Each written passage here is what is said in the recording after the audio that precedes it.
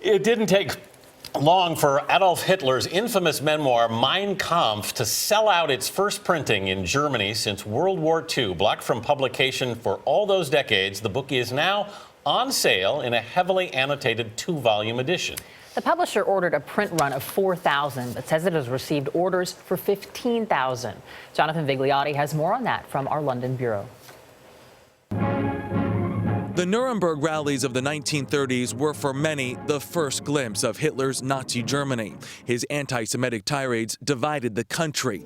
But long before the atrocities of the Holocaust and the millions of Jews murdered, history had an outline. Hitler's Mein Kampf, or My Struggle, his 1920s manifesto that paved the way. The Nazis printed at least 10 million copies. They were sold widely and even handed out by the government to newlyweds and soldiers. In 1945, when Hitler died and World War II ended, the Allies handed the copyright to the Bavarian government, who stopped the presses.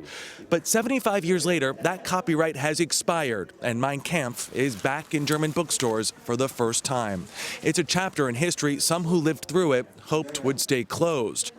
This latest printing has some key additions to the original copy. The German government would only allow an annotated version with academic analysis of the text. This edition exposes the false information spread by Hitler, his downright lies, and his many half-truths, said Professor Andreas Werschein, the director of Germany's Institute for Contemporary History, the book's publisher. Scholars also say the reprint will demystify Hitler by exposing just how bad a writer he was. It's a waffle, it's a rant, it's unstructured, it is unreadable.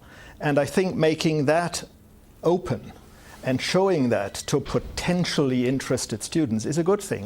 The publishing house behind the new edition says they can't keep up with the demand. Controversy, it appears, sells books. The reaction has been mixed in Israel.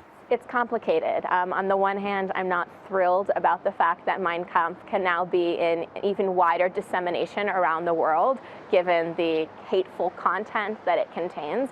But on the other hand, it's kind of impossible to control speech, and I'm not even sure that we should.